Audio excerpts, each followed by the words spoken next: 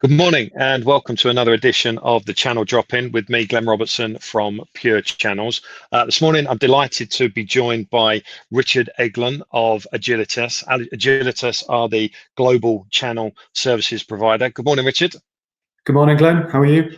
Yeah, very good. Thanks. Very good. Thanks ever so much for taking the time and joining what is essentially yet another video call to drop in and drop some gold and share us your thoughts on the current situation. Richard, would you be kind enough, please, to spend 20 or 30 seconds introducing yourself and what you do at Agilitas, please? Yes, of course, Glenn, of course. So my name's Richard Eglon. I'm the marketing director at Agilitas. As Glenn alluded to, Agilitas are the UK and a global channel services business. We provide services for resellers, MSPs, distribution, and vendors alike. So we're very vendor agnostic in our approach, but purely focused on services. Brilliant. Brilliant, Richard. That's great. Thank you very much. So just to become familiar with the drop-in, what we do is we get experts in the field to come on, share some thoughts. They basically drop in, drop some gold, and then drop out again. So that's Richard's job for this morning. As ever, it's uncut, it's unedited, it's uncensored. So I'm not entirely sure what Richard's gonna say, but with his reputation in the channel, I'm sure it's going to be full of really important information and gold and some top tips that we can all take with us. So just before we came on air, Richard and I were chatting. There's a really nice piece that Richard kind of set up for us this morning, which was this umbrella, this heading of now being a super time to innovate. So there's great opportunity out there to look at innovation and ways to innovate. So the question that I have for Richard this morning is, Richard, what is it that you and Agilitas are doing at the moment to adapt to the current situation, and also in preparation for the future once we come out of this situation that we're all faced with at the moment? Okay, thank you, Glenn. Yeah, so from an Agilitas perspective, and pretty much probably the same flavour for most of the channel out there currently, is the first few weeks, and especially when lockdown came about, the leadership team and the rest of the wider Agilitas team were very much focused around almost crisis management. And crisis management because we're all in unprecedented times. There isn't a rule book to get us through this. We're having to sort of learn on our feet, is everybody, and that goes for Agilitas. It goes for our customers, our supply chain, and all our valued partners. So, this is something we're in it together, and we need to stick together and be stronger together out of the other side. Once we come out the other side, which obviously we will. For us at Agilitas and the leadership team, it was very early on. We said, okay, well, yes, there is crisis management, and every company needs to be looking, and we have a daily call with the exec team to go through that. And a lot of the elements on that agenda is very much reactive. How can we react to this current situation? How can we help serve our customers in a different way? Most of our customers now are remote, so we're having to adapt. Obviously, we've done the remote deployment that everybody did very early on in the channel, and that's all sort of become almost BAU now, if you like. So we were looking at it and thinking, well, this is what our mantra is a passion to innovate. That's what Agilitas is about. That's why we've in the last 5 years gone from a parts logistics business to a vendor agnostic channel services provider. And really things haven't changed in the sense of our approach. We do look at it very much in in that infinite game type of approach to things. It's not about today we're achieving X and tomorrow it'll be Y. It's, look, we do little and often over a long period of time to try and be the quality business to our own team internally at Agilitas, but also to our customers, and remain relevant to them. So based on that, we've sort of come up with this. It is a time to innovate for us. if we look out in the marketplace across all industries at the moment, who would have thought Dyson would be sort of designing and rolling out ventilators, for the NHS? Who thought Burberry and Barber would be doing PPE equipment for the supply chain? And what I think this situation has brought us, Glenn, is it's pulled everybody much closer together, and everything we're doing, I think, even though we've become more remote and more isolated, the irony is we are more connected than ever. Who would have thought my wife would be doing her husband's hair, for the first time ever? So while I've still got a bit left, so we're all adapting to those changes. Yeah. Okay, and that's some really lovely points there as well, actually, Richard. I enjoyed that. So, the message really is, this passion to innovate, and actually, we are seeing that this situation is throwing up, if you like, all kinds of unlikely opportunities and all kinds of unlikely collaborations. So, is this a stark reminder that actually, we needn't be scared of innovation, and we needn't be scared of collaboration, and we needn't be scared of actually maybe doing something that's slightly out of our comfort zone. And if there's anything that we can take out of this, it's to not be kind of bogged down in that notion of we have to continue doing everything the same way that we've always done it. I think you're right, Glenn. I think in every business, and the channel is one example, and we'll focus on that. But in every business, people will have a safety net around them. They'll stick to the norm as much as they can. Adapting to change is very difficult for some people, and I think for innovation to thrive, and for individuals to be more innovative in this current situation we find ourselves in, businesses need to provide a higher level of trust with their team members.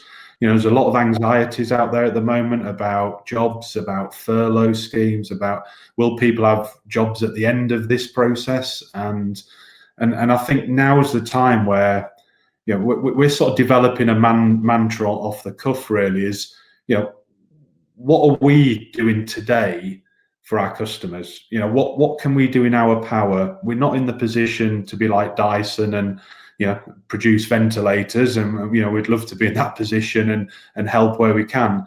What we are in a position of and is what we can control ourselves. And what we can control ourselves is innovation within our business to serve our customers. It's our people and what we do around that. And then it's how we go to market with some of that innovation as well. So if we look at innovation as a whole, we very much have said to people, look, we need to expect the unexpected. That hasn't, that's one thing that is a constant at the moment. Is every day is different. If you listen to the news and you look at social media, there's a lot of negativity in the early days, but what we're seeing now is it's more about positivity. It's more about what can you control in your business, Mr. Dyson? What can you do in terms of in your own marketplace? That might mean you can move into different marketplaces. Many tech businesses have been supporting the likes of Cisco and many others, the Nightingale Hospital rollout. So that's evidence of how we can come together. I think the channel has been quite siloed in its ironies in the past, and I think this has forced us into a situation where people can be more transparent with one another. You will be on a video call like this, and your children will come bumbling in and want to ask daddy a question, or the phone will go in the background. We're in unprecedented times, so that level of trust, that level of honesty, that's what will help sort of people adapt to change. That's what will help people share ideas within their own businesses to be a stronger business coming out the other side. Brilliant. So on that point there, and I think you just touched on it, and I'd really like to bring that out a little bit, a little bit further. So we talk about Dyson, okay, major, huge global organization. I think you mentioned Cisco there as well. And these are all household names. These are all, these are all huge names. Does innovation, and again, this is a word that gets bandied around an awful lot, right? Especially at times like these. But not that we've ever seen these times before, but I think you know what I mean. So it's quite a big word, innovation. Does innovation always have to be huge and led by Dyson or Cisco or Apple or Microsoft, or is innovation? Can we chunk down a bit? Can we use the word innovation to make smaller changes, to be slightly more dynamic or more flexible? Is it an all-encompassing word? I think innovation sometimes, like you're right, Glenn, it's perceived that innovation and to innovate is for the larger companies out there with huge R&D labs, with huge field forces of tech experts. But it isn't. We're in a position now where innovation can be very relevant to you as an individual business and you as an individual. Yeah. And it's all about empowering, because really innovation is just about change. It's about changing from one piece to another piece. It's about progress. It's about taking something from one place to the next.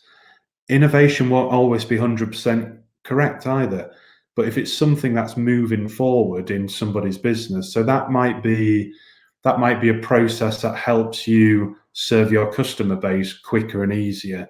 It might be something around automation in your business. It might be actually innovation to an individual is empowering them to make decisions they weren't doing before the crisis. So, innovation should be seen as in small chunks. If you're not creating a ventilator or PPE equipment because you haven't got that within your business, it's about what can you do today to make you a stronger business tomorrow when we come out the other side. And one thing we have got the luxury of now is we're sort of off the hamster wheel. We're off the hamster wheel of the BAU, the day to day. And how many times before this crisis do we say, "Oh, I'd really like to investigate that project a little bit further. I'd really like to have the time for a few weeks to." Well, now's the time. Now's the time to be doing that. And so for us, I can only say in an Agilitas perspective, but the leadership team, our focus now is obviously we're looking at the day to day. We're looking at our people and making sure everybody's well-being is as good as it can be. Yeah. But what we are looking at more and more as we go forward is what will tomorrow bring? How can we put processes in our business today that A, helps our customers today and helps serve them in a better way, and B, will make us a stronger business out the other side as well. Brilliant. I think that actually sounds like a really nice place to kind of finish off. I mean, the things that kind of stuck out for me there was, the trust piece, the honesty piece, and of course the innovation piece. And the innovation doesn't have to be huge. It can be little pieces of personal innovation. It can be accepting change. It can be sharing ideas, and it can be welcoming new ways to do business. Because big innovation comes from big things, but actually small changes can create big innovation as well. And I think that's a really nice note to finish on. Richard, it's been a pleasure talking to you this morning. Thank you ever so much for joining us on the channel drop in. How can people get in touch with you? How can people get hold of you? And if need be, how can people ask you questions and find out more maybe about the change piece, the innovation piece, and what to do next piece? How do people get in touch with you, Richard? Yeah, so obviously through social media. Yep. I've had many messages over the last few weeks in connecting with new people, which is fantastic. I'm always interested to hear from other people's experiences and what they're going through, and because we're all helping each other through this process. And you know, we've got a few initiatives at the moment which we're doing. So there's our recent Assure Me Now online pricing portal that enables people to self quote while they're working remotely. So it's a very easy step-by-step maintenance tool, which in these current times people are being asked for to you know, to provide that level of security and that sort of definitive comfort blanket around, you know, how can people support. It's not just about selling them the tin, it's about how they can wrap some services around it at current times. And hopefully in the next week we'll be rolling out some promotions on that, which is focused on listening to our customers and what they've said is of value to them. It's not, you know, it's not from Agilitas, it's actually what they need today for this to work. And also we've got access through our website, agilitas.co.uk, of lots of free insight regarding the channel itself. So it's very much around themes such as disruption, which obviously we're in now. Yep. Nobody saw this level of disruption coming, but You're right. Collaboration, transformation, and innovation itself, which we spoke about today. So that's all free to view video content, special reports. It's all independent. You know, it's not aligned to any one vendor or technology. It's hopefully will be helping people build their own strategies that comes out the other side of this crisis. So yeah, so you know, feel free to have a look at the website. Feel free to IM myself, and anywhere that Agilitas and I can assist, then obviously we'd be more than happy to do so. Perfect, brilliant, Richard. That was great. That was great. Thanks very much. Just to wrap up, so it's 1, get Richard Eglon on LinkedIn. 2, you can check out the pricing portal called Assure Me Now, and 3, you can go to agilitas.co.uk for a whole load of information, a load of contact details, and some free to view, free to access independent advice and information on how Agilitas might be able to help you. So that was great, Richard. Thanks ever so much for taking the time to drop in this morning, share your gold, and now it's time to drop out. Take care, stay safe, and hopefully speak to you again soon. Thanks very much. Thanks, Glenn. Stay safe. Bye-bye. Cheers.